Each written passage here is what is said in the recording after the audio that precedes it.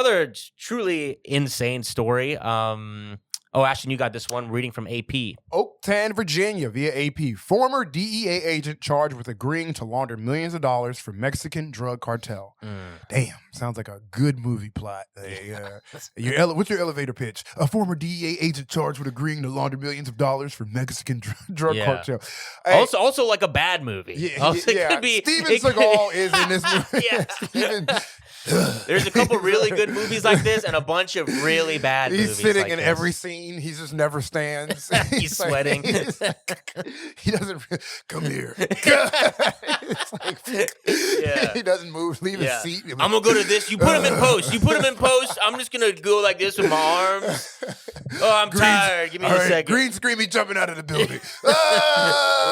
It's explosion. Yeah. Okay, that's my day. You're watching. You're like, he didn't have a cigarette before. When did he light that?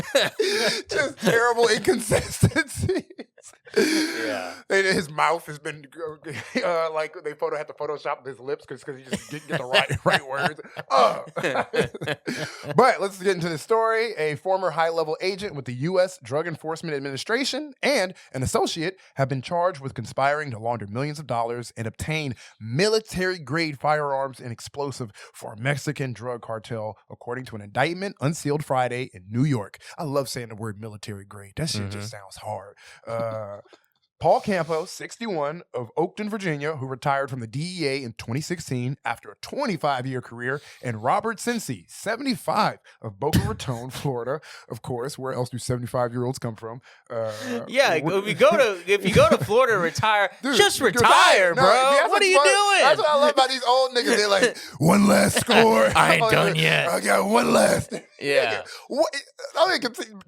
This is a big part of the story for me. The fact that they're 75. They're going back home. They're like, it's just them and their wives, and they're like, God, I gotta find something. This is the only thing I haven't had an erection in 20 years. I needed this. Yeah, it's either talk to my wife or join the cartel. I gotta think about this one. Honey, I'll be gone for 2 weeks. But we're caught, Boca Raton, Florida. We're caught in a sting involving a law enforcement informant who posed as a member of the Jalisco New Generation Cartel, prosecutors said. The cartel, also known as CJNG, was designated as a foreign terrorist organization by the U.S. in February. Is there any organization left that's not a terrorist organization? The Girl Scouts Club of America. Everything's looking terrorist now. Goddamn.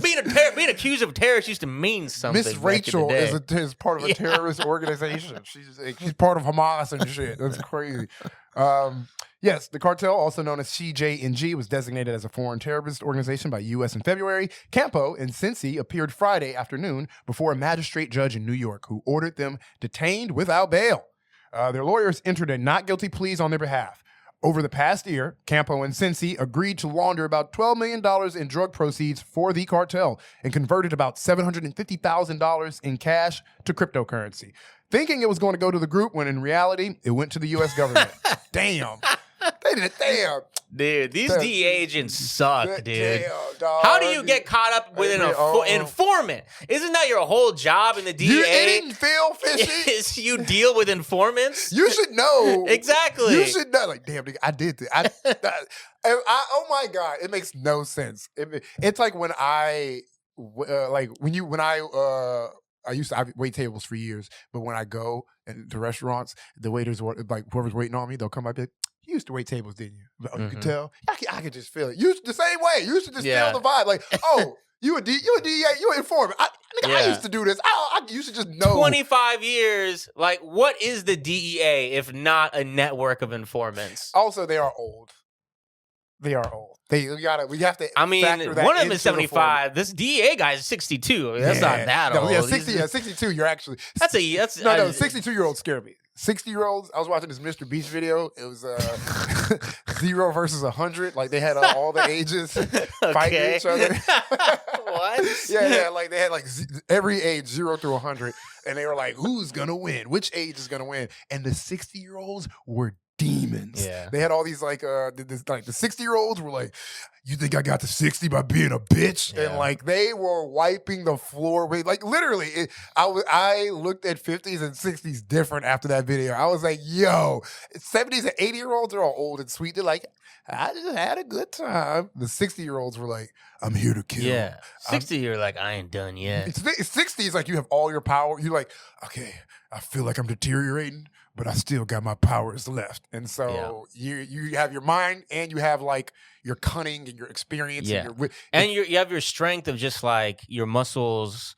Like I've just been supporting you for so long that they're stronger than people give you credit for. Old man strength is very fucking real. Yes. Never shake an old man's hand unless you want that shit crust to dust.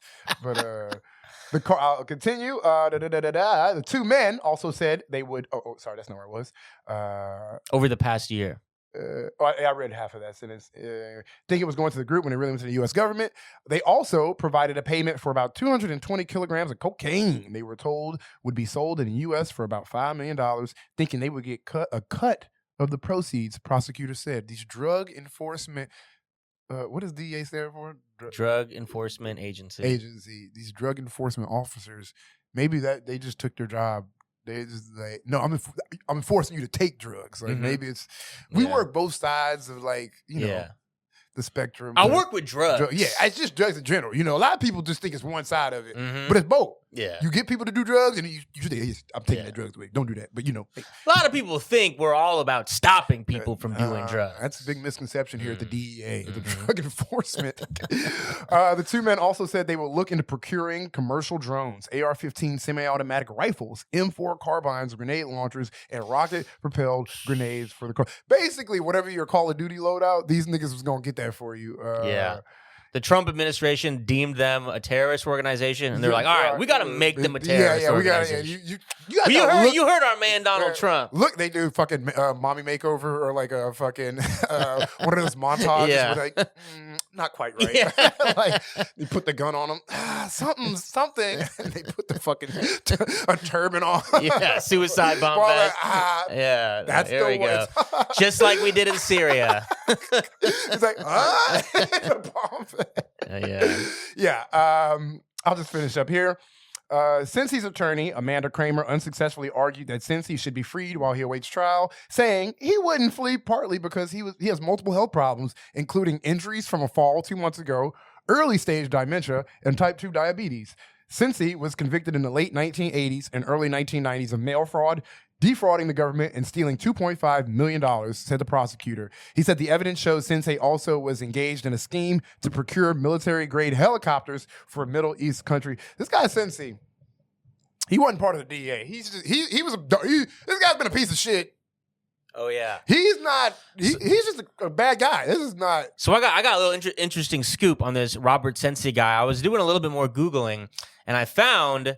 So this is a guy's Substack. I'm gonna credit him. He has. Oh wait. No. This guy named Jay. Not Cincy. Okay, I was like, damn. He's not that much of a Renaissance man. He might have one. I'm not saying he doesn't have one. I don't want to be wrong. You know, he could. But I'm gonna reference an article on a Substack by a guy named Jack Powelson, and what his article was about this story, but he's focusing on this guy, Robert Cincy, and his claim is that he is CIA guy, CIA operative. So he linked several articles. That would make sense why he has all access to all these fucking... Exactly, right? He linked all these articles. You know, it was a Substack, so I was you know, you gotta have a little grain of salt when reading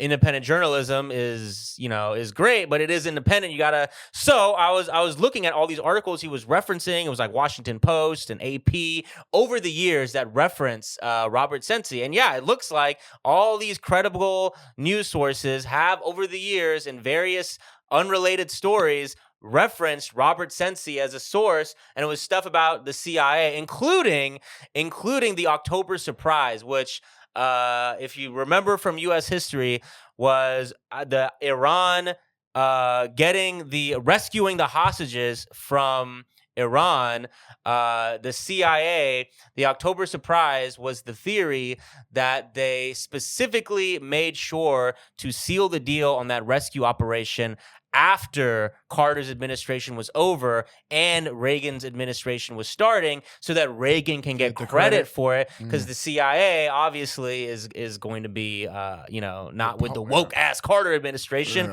And he was quoted on a newspaper like back in the 80s, like confirming that. So this man has been around and apparently has been tied with the CIA for a long time. Lock this old nigga up. Keep him. Ain't the bullshit ass excuse. He fell last week. This nigga is procured military. Trying to make this nigga seem like he's just a feeble old. This nigga is a demon.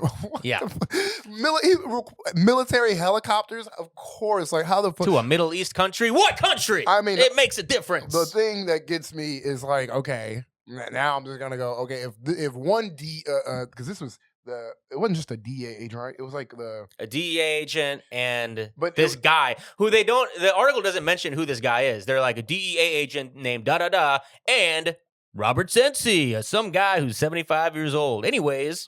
I'm just like, okay, if one DEA agent is capable of doing this, what are the other ones doing? Yeah. What are you just mean to tell me this is the only guy? I mean, I'm sure there's always corruption. There's endless cycles of corruption. But I'm just like, damn. We give these guys too much power. And I guess that's probably the ubiquitous nature of the job where they're allowed to like fraternize with, that's probably part of the job, having to hang out with unsavory individuals is probably really easy. Yes. To just be like, actually, I know you're a terrorist here, but you need any of that shit. Yeah. They're like, hey, by the way, are you wearing a wire? Actually, never mind. I'm sorry. I'm sorry to even ask. That's on me. That was rude of me to ask you if you're wearing a wire. I apologize. I'll never ask you that again. Oh, yeah. Arming terrorists is actually just my passion. Well, if there's two broad takeaways from today's episode, one that we already covered of the increasingly dumber lies and the made-up terrorist organizations of Antifa and Cartel del Sol. I think the other theme should be the real terrorist organization, the CIA, and how they all the trails always lead back to the CIA, including just this past week that shooter who killed that Fed in DC, and all of a sudden Trump is trying to ban all the travel from the Afghan. Yeah, he was a CIA guy as well. He was doing the night raids. He was doing the dirtiest of the dirty work in Afghanistan, which was being done by the CIA. And he again, all roads go back to the CIA, not Cartel del Sol or whatever the fuck.